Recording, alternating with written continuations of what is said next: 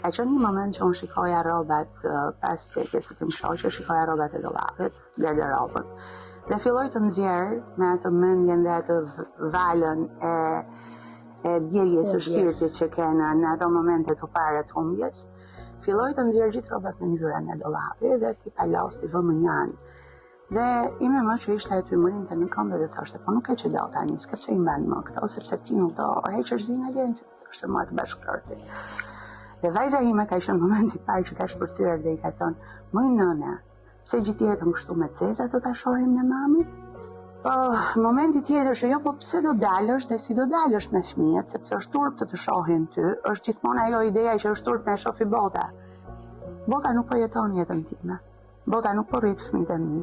Bota nuk po shikon vuajtjen që po përjetojnë çdo natë fëmijët e mi nga mungesa e babait.